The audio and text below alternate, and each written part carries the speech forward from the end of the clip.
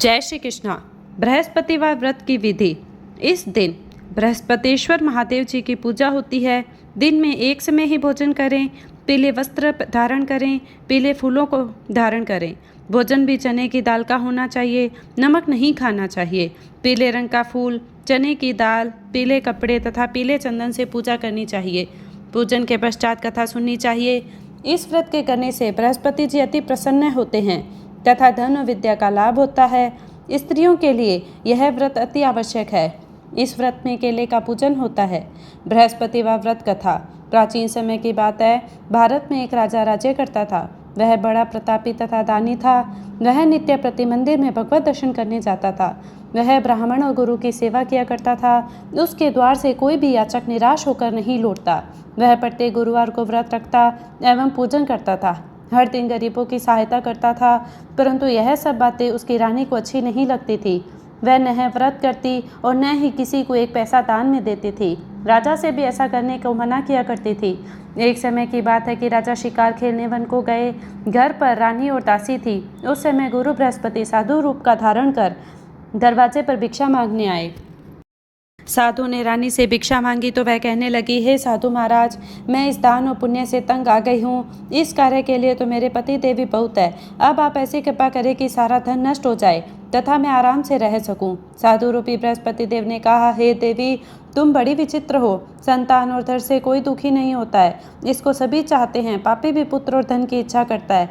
अगर तुम्हारे पास धन अधिक है तो भूखे मनुष्यों को भोजन कराओ, प्याऊ लगवाओ, ब्राह्मणों को दान दो, धर्मशालाएं बनवाओ, कुआं, तालाब, बागड़ी, बाग, बगीचे आदि का निर्माण करवाओ तथा निर्धनों की कुंवारी कन्याओं का विवाह करवाओ। साथ ही यज्ञ आदि करो। इस प्रकार के कर्मों से आपके कुल का और आपका नाम परलोक में भी सार्थक होगा एवं तुम्हें स्वर्ग की प्राप्ति होगी। परंतु रानी साधु की इन बातों से खुश नहीं हुई। उसने कहा, हे साधु महाराज, मुझे ऐसे धन की आवश्यकता नहीं जिसको मैं अन्य लोगों को दान देती फिरूं तथा जिसको रखने और संभालने में ही मेरा सारा समय और नष्ट हो जाए। साधु ने कहा, हे देवी, यदि तुम्हारी ऐसी इच्छा है तो जैसा मैं तुम्हें बताता हूँ तुम वैसा ही करना। बृहस्पतिवार के दिन घर को गोबर से लीपना, अपने केशों को पीली मिट्टी से धोना, केशों को धोते समय स्नान करना, राजा से कहना वह हजामत करवाए, भोजन में मांस मदिरा खाना, कपड़े धोबी के यहाँ धुलने देना। इस प्रकार 7 बृहस्पतिवार करने से तुम्हारा सारा धन नष्ट हो जाएगा। यह कहकर साधु महाराज रूपी बृहस्पति देव अंतर ध्यान हो गए। रानी ने साधु के कहने के अनुसार 7 बृहस्पतिवार तक वैसा ही करने का विचार किया। साधु के बताए अनुसार कार्य करते हुए केवल 3 बृहस्पतिवार ही बीते थे कि उनकी समस्त संपत्ति नष्ट हो गई।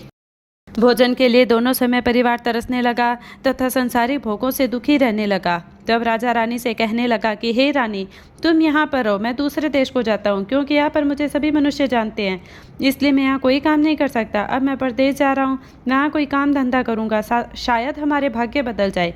ऐसा कहकर राजा परदेश चला गया। वहाँ जंगल से लकड़ी काट कर लाता और शहर में बेचता। इस तरह जीवन व्यतीत करने लगा। इधर राजा के बिना रानी दासियाँ दुखी रहने लगी। एक दिन भोजन मिलता और किसी दिन जल पीकर रह जाती। एक समय रानी और दासियों को 7 दिन बिना भोजन के व्यतीत करने पड़े तो रानी अपनी दासी से कहा, हे दासी, यहाँ पास ही के नगर में मेरी बहन रहती है। वह बड़ी धनवान है, तो उसके पास जा और वहाँ से 5 सेर बेजर मांग कर ले आ, जिससे कुछ समय के लिए गुजारा हो जाएगा। दासी रानी की बहन के पास गई। रानी की बहन उस समय पूजा कर रही थी।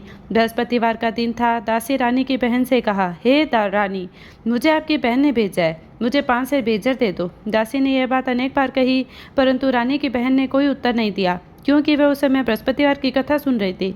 जब दासी को रानी की बहन से कोई उत्तर नहीं मिला तो वह बहुत दुखी हुई। उसे क्रोध भी आया। वह लौटकर रानी से बोली, हे रानी, आपकी बहन तो बहुत घमंडी है, वह छोटे लोगों से बात भी नहीं करती। मैंने उसे कहा तो उसने कोई उत्तर नहीं दिया, मैं वापस चली आई। रानी बोली, हे दासी, उसमें उसका कोई दोष नहीं है। जब बुरे दिन आते हैं तब कोई सहारा नहीं देता। अच्छे बुरे का पता विपत्ति में ही लगता है। जो ईश्वर की इच्छा होगी वही होगा। यह सब हमारे भाग्य का दोष है। उधर रानी की बहन ने सोचा कि मेरी बहन की दासी आई थी, परंतु मैं उसे नहीं बोली, इससे वह बहुत दुखी हुई होगी। अतः कथा सुनो, विष्णु भगवान का पूजन समाप्त कर वह अपनी बहन के घर गई और कहने लगी, हे बहन, मैं बृहस्पतिवार का व्रत कर रही थी। तुम्हारी दासी हमारे घर गई थी, परंतु जब तक कथा होती है तब तक हम लोग न उठते हैं न बोलते हैं, इसलिए मैं नहीं बोली। कहो दासी, क्यों गई थी? रानी बोली, बहन, हमारे घर में अनाज नहीं था। वैसे तुमसे कोई बात छिपी नहीं है, इस कारण मैंने दासी को तुम्हारे पास 5 सेर बेजर लेने के लिए भेजा था। रानी बोली, बहन देखो, बृहस्पति भगवान सबकी मनोकामना पूर्ण करते हैं। देखो, शायद तुम्हारे घर में ही अनाज रखा हो। यह सुनकर दासी घर के अंदर गई तो वहाँ उसे एक घड़ा बेचर का भरा मिल गया। उसे बड़ी हैरानी हुई क्योंकि उसने एक एक बर्तन देख लिया था। उसने बाहर आकर रानी को बताया। दासी ने रानी से कहने लगी, हे रानी देखो, वैसे हमको जब अन्न नहीं मिलता तो हम रोज ही व्रत करते हैं। अगर इनसे व्रत की विधि पूछ ली जाए और कथा पूछ ली जाए तो उसे हम भी कर लिया करेंगे। दासी के कहने पर रानी ने अपनी बहन से बृहस्पतिवार व्रत के बारे में पूछा। उसकी बहन ने बताया, हे रानी बहन, बृहस्पतिवार को सूर्योदय से पूर्व उठकर स्नान करके बृहस्पतिवार का व्रत करना चाहिए, लेकिन उस दिन सिर नहीं धोना चाहिए। बृहस्पतिवार के व्रत में चने की दाल और मुनक्कों से विष्णु भगवान के केले के वृक्ष की जड़ से पूजन करें तथा दीपक जलावें। उस दिन एक समय भोजन करें, भोजन पीले खाद्य पदार्थ का करें तथा कथा सुने। इस प्रकार करने से गुरु भगवान प्रसन्न होते हैं, अन्न पुत्र धन देते हैं। इस तरह व्रत और पूजन की विधि बताकर रानी की बहन अपने घर लौट आई। रानी और दासी दोनों ने निश्चय किया कि हे बृहस्पति देव, भगवान का पूजन जरूर करेगी। और 7 दिन बाद जब बृहस्पतिवार आया तब उन्होंने व्रत रखा। गुड़साल में जाकर गुड़ और चना बीन लाई तथा उसकी दाल से केले की जड़ में विष्णु भगवान का पूजन किया। अब भोजन कहाँ से आए? दोनों बड़ी दुखी हुई। उन्होंने व्रत किया था, इस कारण बृहस्पति देव भगवान प्रसन्न थे। वे एक साधारण व्यक्ति के रूप में 2 थालों में सुंदर पीला भोजन लेकर आए और दासी को देकर बोले, हे दासी, यह भोजन तुम्हारे और रानी के लिए है, तुम दोनों करना। दासी भोजन पाकर बड़ी प्रसन्न हुई और रानी से बोली, रानी जी भोजन कर लो। रानी को भोजन आने के बारे में कुछ पता नहीं था, इसलिए वह दासी से बोली, जा तू ही भोजन कर, क्योंकि तू व्यर्थ में हमारी हंसी उड़ाती है। दासी बोली, एक व्यक्ति अभी अभी भोजन दे गया है। रानी कहने लगी, वह भोजन तेरे लिए दे गया है, तू ही भोजन कर। दासी ने कहा, वह व्यक्ति हम दोनों के लिए 2 थालों में भोजन दे गया है, इसलिए मैं और आप दोनों ही साथ साथ भोजन करेंगे। फिर दोनों ने गुरु भगवान को नमस्कार कर भोजन करना प्रारंभ किया। उसके बाद से वे प्रत्येक बृहस्पतिवार को गुरु भगवान का व्रत और पूजन करने लगी। बृहस्पति भगवान की कृपा से उनके पास धन हो गया, परंतु रानी फिर पहले की तरह से आलस्य करने लगी। तब दासी बोली, देखो रानी, तुम पहले भी इस प्रकार आलस्य करती थी, तुम्हें धन रखने में कष्ट होता था, इस कारण सभी धन नष्ट हो गया। अब गुरु भगवान की कृपा से धन मिला है तो तुम्हें फिर आलस होता है। बड़ी मुसीबतों के बाद तुमने यह धन पाया है, इसलिए हमें दान पुण्य करना चाहिए। तुम भूखे मनुष्यों को भोजन कराओ, प्याऊ लगवाओ, ब्राह्मणों को दान दो, कुआं, तालाब, बावड़ी आदि का निर्माण करवाओ, मंदिर, पाठशाला बनवा कर दान दो, कुंवारी कन्याओं का विवाह कराओ, धन को शुभ कार्यों में खर्च करो, जिससे तुम्हारे कुल का यश बढ़े तथा स्वर्ग प्राप्त हो, पितर प्रसन्न हो। दासी की बात मानकर रानी ने इसी प्रकार के कर्म करने प्रारंभ कर दिए, जिससे उनका काफ़ी यश फैलने लगा। एक दिन रानी और दासी आपस में विचार करने लगी कि न जाने राजा किस दशा में होंगे, उनकी कोई खोज खबर नहीं है। गुरु भगवान से उन्होंने प्रार्थना की और भगवान ने रात्रि में राजा को स्वप्न में कहा, हे राजा उठ, तेरी रानी तुझको याद करती है, अब अपने देश को लौट जा। राजा प्रातःकाल उठकर जंगल से लकड़ियां काट कर लाने के लिए जंगल की ओर चल पड़ा। जंगल से गुजरते हुए वह सोचने लगा, रानी की गलती से कितने दुख भोगने पड़े, राजपाट छोड़कर उसे जंगल में आकर रहना पड़ा, जंगल से लकड़ियां काटकर उन्हें बेचकर गुजारा करना पड़ा। उसी समय जंगल में बृहस्पति देव एक साधु का रूप धारण कर आए और राजा के पास आकर बोले, हे लकड़हारे, तुम इस सुनसान जंगल में किस चिंता में बैठे हो, मुझे बतलाओ। यह सुन राजा के नेत्रों में जल भर आया और साधु की वंदना कर बोला, हे प्रभु, आप सब कुछ जानने वाले हैं। इतना कहकर राजा ने साधु को अपनी संपूर्ण कहानी सुना दी। महात्मा तो स्वभाव से ही दयालु होते हैं। वे राजा को बोले, हे राजा, तुम्हारी पत्नी ने बृहस्पति देव के प्रति अपराध किया था, जिसके कारण तुम्हारी यह दशा हुई। अब तुम किसी प्रकार की चिंता मत करो, भगवान तुम्हें पहले से अधिक धन देंगे। देखो, तुम्हारी पत्नी ने बृहस्पतिवार का व्रत करना प्रारंभ कर दिया है। अब तुम भी बृहस्पतिवार का व्रत करके चने की दाल व गुड़ और जल को लोटे में डालकर केले के पत्ते से भगवान विष्णु का पूजन करो। फिर कथा सुनो या कहो, भगवान तुम्हारी सब कामनाओं को पूर्ण करेंगे। साधु को प्रसन्न देखकर राजा बोला, हे प्रभु, मुझे लकड़ी बेचकर इतना पैसा नहीं बचता जिसमें भोजन करने के उपरांत कुछ बचा सकूं। मैंने रात्रि में अपनी रानी को व्याकुल देखा है, मेरे पास कोई साधन नहीं जिससे उसका समाचार जान सकूं। फिर मैं बृहस्पतिवार की कौन सी कहानी कहूँ या सुनूं, मुझको तो कुछ भी नहीं मालूम। साधु ने कहा, हे राजा, तुम किसी बात की चिंता मत करो।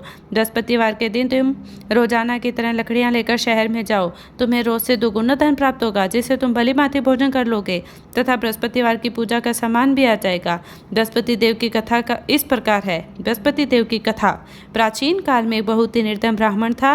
उसके कोई संतान नहीं थी। वह नित्य पूजा पाठ करता, परंतु उसकी स्त्री बहुत मलिनता के साथ रहती थी। वह न स्नान करती, न किसी देवता का पूजन करती। प्रातःकाल उठते ही सर्वप्रथम भोजन करती, बाद में अन्य कोई कार्य करती। ब्राह्मण देवता बहुत दुखी रहते थे। पत्नी को बहुत समझाते, किंतु उसका कोई परिणाम न निकलता। भगवान की अनुकंपा से एक समय उस ब्राह्मण की पत्नी गर्भवती हुई और 10वें महीने एक सुंदर कन्या को जन्म दिया। निर्धन ब्राह्मण कन्या के जन्म से बहुत दुखी हुआ। धीरे धीरे ब्राह्मण की कन्या बड़ी होने लगी। बचपन से ही उस कन्या की रुचि भगवान विष्णु की पूजा में थी। वह प्रातः उठते ही स्नान आदि करके भगवान विष्णु की पूजा करने मंदिर में जाती थी। बृहस्पतिवार को व्रत करके विधिवत पूजा पाठ करती थी। पूजा पाठ के बाद वह पढ़ने के लिए पाठशाला में जाती थी। घर से चलते हुए मुट्ठी भर जो साथ लेकर जाती, वो पाठशाला के रास्ते में थोड़े थोड़े जौ गिराती जाती। जब वह पाठशाला से घर लौटती तो जौ के दाने सोने में बदले हुए मिलते। लड़की सभी सोने के दाने बीन लाती थी। एक दिन जब वह सोने के दानों को साफ कर रही थी तो उसकी माँ ने कहा, बेटी, सोने के दानों को साफ करने के लिए सोने का सूप भी होना चाहिए। अगले दिन बृहस्पतिवार था। उसने भगवान बृहस्पति देव की पूजा करते हुए प्रार्थना की, हे भगवान, यदि मैंने आपका व्रत विधिवत किया हो तो मुझे सोने का सूप दे दो। भगवान बृहस्पति देव ने उसकी मनोकामना पूरी करने का वचन दिया। पाठशाला से लौटते समय उसे रास्ते में सोने का सूप पड़ा हुआ मिला। घर लौटकर सोने का सूप अपनी माँ को दिखाकर वह सोने के दाने साफ करने लगी। उसी समय नगर का राजकुमार उसके घर के पास से गुजरा। वह सुंदर लड़की को सोने के सूप में जो साफ करते हुए देख राजकुमार उस पर मोहित हो गया और महल में लौटकर राजकुमार ने राजा से उस लड़की से विवाह करने की इच्छा प्रकट की। तो राजा ने ब्राह्मण को महल में बुलाकर राजकुमार से उस लड़की से विवाह की बात की। ब्राह्मण तैयार हो गया। धूमधाम से उस लड़की का विवाह राजकुमार से हो गया। दुल्हन बनकर ब्राह्मण की लड़की महल में चली गई। लड़की के चले जाने से ब्राह्मण फिर निर्धन हो गया। उसे कई कई दिन भोजन भी नहीं मिलता था। बहुत दुखी होकर ब्राह्मण एक दिन अपनी लड़की के पास गया और अपने पिता से निर्धनता का समाचार सुनकर उसे बहुत सा धन देकर पिता को विदा किया। उस दिन ब्राह्मण के कुछ दिन तो आराम से गुजर गए, लेकिन जल्दी ही फिर भूखों मरने की हालत हो गई। ब्राह्मण अपनी लड़की से धन लेने के लिए फिर महल में पहुंचा। लड़की ने पिता की बुरी हालत देखकर कहा, पिताजी, आखिर आप कब तक मुझसे धन लेकर जीवन यापन करेंगे? आप कोई ऐसा उपाय क्यों नहीं करते जिससे आपका घर धन संपत्ति से भर जाए? ब्राह्मण ने कहा, मैंने तेरी माँ को बहुत समझा लिया, पर उसकी समझ में कुछ आता ही नहीं है। उसका फूहड़पन नष्ट हो तो घर की निर्धनता भी दूर हो जाए। तब कुछ सोचकर लड़की ने पिता से कहा, पिताजी, आप कुछ दिनों तक माताजी को मेरे पास छोड़ जाओ। तब को सोचकर ब्राह्मण पत्नी को लड़की के पास महल में छोड़ आया। लड़की ने अपनी माँ से कहा, माँ, तुम कल प्रातःकाल उठकर स्नानादि करके भगवान बृहस्पति देव की पूजा अवश्य करना। पूजा करने से तुम्हारी निर्धनता अवश्य दूर हो जाएगी। लेकिन उसकी माँ ने उसकी कोई बात नहीं मानी। तब क्रोधित होकर लड़की ने अपनी माँ को एक कक्ष में बंद कर दिया।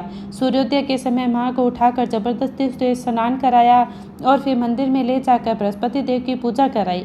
कुछ दिनों तक ऐसा करने से उसकी माँ की बुद्धि में परिवर्तन हुआ और वह स्वयं बृहस्पतिवार का व्रत रखने लगी। उसके व्रत रखने के प्रभाव से ब्राह्मण के घर में भगवान विष्णु की अनुकंपा से धन की वर्षा होने लगी। दोनों पति पत्नी धन संपत्ति पाकर आनंद पूर्वक जीवन यापन करते हुए विष्णु धाम को चले गए। दकड़ारा बने राजा ने उस साधु से भगवान बृहस्पति देव की यह कथा सुनकर बृहस्पतिवार का व्रत करने और भगवान विष्णु की पूजा की।